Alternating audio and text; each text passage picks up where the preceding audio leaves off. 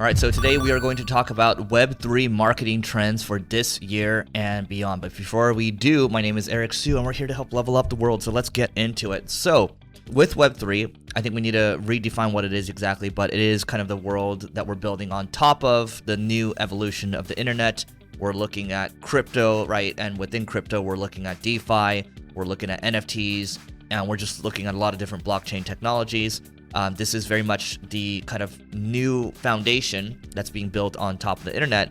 So it's probably wise for us as marketers to take a look at this, right? When we think about marketing in the world of, well, Web3, keep in mind, as of this recording right now, we still very much live in a Web 2 world, right? So I want to get kind of some of the Web 2 things out of the way first before we talk about some of the Web 3 things, right? And these are things that are going to work. And the way I'm looking at this is, on the ad agency side that we have, Single Grain, we actually have a lot of Web3 companies reaching out to us, some that are willing to spend, millions of dollars a month in advertising spend.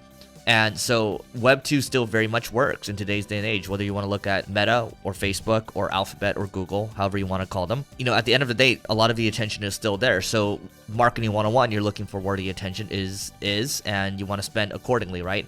And so that is what tends to work, and the costs seem to make sense. And the other thing too is even looking at where these, this is even kind of pre-web at all, but when you look at Formula One or when you look at NBA, you have FTX Arena here in Miami, right? You have Crypto.com sponsoring Formula One, right? And I believe Crypto.com has the Staples Center as well. So you can see they're spending where the attention is, right? That hasn't really changed. And it's, the world of Web3 is it's very broad, it's very general. The total addressable market is basically almost the whole world, right?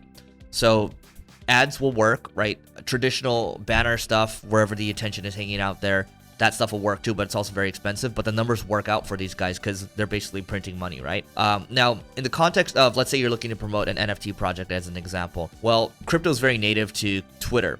And so Twitter management, if you want to call it Twitter community management, that's very much a thing.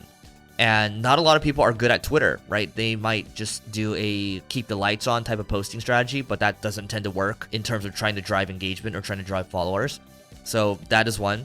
Another one would be Discord management. So Discord is kind of the competitor to Slack, but it's a lot of kind of gaming and crypto people that end up using Discord. And so Discord community management, that's tough to do, right? And ideally, you're looking for someone that's been there, done that in terms of what you're trying to accomplish. So if you're trying to promote an NFT project, then you would be looking at someone that's done NFT projects in the past, right? You don't want to just hire a community manager that has done, let's say, I don't know, Facebook group management, right? That's not exactly what you're looking for. So it's really important, whatever role you're hiring for, you have to kind of define what the outcomes are first before you start to look for these people. Because a lot of people, they just start to say, oh, I need to hire this person, and they don't even think about, what am I trying to get out of this person, and are they the right fit for this person? Because that, if you're able to define what you're looking for, then you can define the questions that you're asking, and then you can ask good questions, which will help you find the right candidate, okay? Now, in relation to Twitter has Spaces, which they copied from Clubhouse a year ago. That's their drop-in audio feature. Spaces is great, and if you're going to do Spaces, you might as well take a look at how you might be able to do Clubhouse as well, even though I believe that Clubhouse is kind of stagnant right now. There still are users hanging out there, and there still are, people doing drops there, and this is kind of related to the NFT side of things, right? And let's not forget about kind of what's gone well in the world of traditional internet. SEO still works, and SEO is very uncompetitive right now when it comes to the world of Web3, and Google's looking for that content to index. So you actually have a very good opportunity right now, if you're into this stuff, to create content and rank for it and try to drive the results that you're looking for, because it's very much a blue ocean.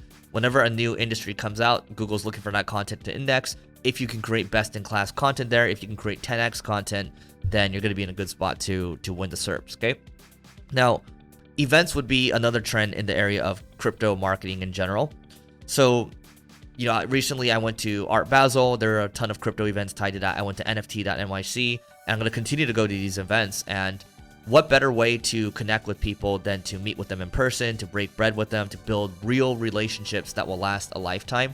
I'm a big fan of events, always have been, and you can even do your own events as well. So you can throw an event, or you can attend events, and if you're going to attend an event, maybe you throw a dinner as well. I like throwing dinners when I go to events just to connect people, and I know that's going to come back to me in spades, right? It's not like I'm looking to drive revenue. I'm looking to drive more customers out of these, right? For me, it's a very long-term approach on these things. So influencer marketing, it still, works in Web 2, works in Web 3. Influencer marketing, I believe, will work forever. And so, can you get those influencers to join when you're doing a Twitter Spaces or a Clubhouse? Can you get these influencers to talk about the project that you're working on? That tends to work well. And what I'll say too, in terms of crypto trends, I noticed I'm in a lot of different groups. I'm in Signal groups, Telegram groups, I'm in WhatsApp groups as well, where all these people are hanging out and we're organizing things, right? So it's all about getting people together and organizing things. So that tends to work. And if we pull up my screen over here, I do want to show you, this is much more of a tactic than anything. But when you take a look at what Alex Becker is doing with his Twitter, so he's got a good amount of Twitter followers. And so for him, he has these contests, right? So win a $4,000 NFTs, not a Neo Tokyo, but a good one. Comment your wallet, like, and share. And so you can see 12,000 people liked it, 10,000 people retweeted it, right? And then 11,000 people commented, right? So commenting your wallet is smart, right? It's not saying just to comment for the hell of it. Liking is obviously helpful for engagement, and then sharing, which means retweeting, basically is helpful as well. And so you can see what's worked out for him. And then what else is going on over here? So I just want to take a look at another one. Okay, here's another one. Win a $2,000 NFT. Like plus comment, me 3 plus your ETH address, new vid. Okay, look at this one. 12,000, 6,000, 12,000 comments, right? This is great for not only generating buzz, but it's great for generating awareness, and it's also great for generating followers as well on the Twitter side of things, right? So if you're able to do that, if you're fortunate enough to be able to give away stuff, then by all means do it. Kind of similar to what Alex Becker is doing on YouTube. You can see here 4x crypto trades, right? So share plus friends increase odds. Okay, sure. And he links over here to YouTube, which Twitter doesn't really like, right? But still, he's got good engagement here because they don't want you to take him off their platform. But he does really well with his YouTube. His YouTube used to talk about business and what he's trying to do, but now it's just completely focused on NFTs and crypto. So YouTube works as well if you're looking to build an audience there. That's not going to go away. And then finally, what are the owned audiences that you have? Do you have an email list? Do you have an SMS list, right? A lot of the Web 2 technologies, at least as of this recording, are still going to work. And I believe they're going to work for the next 5, 10, 15 years or so.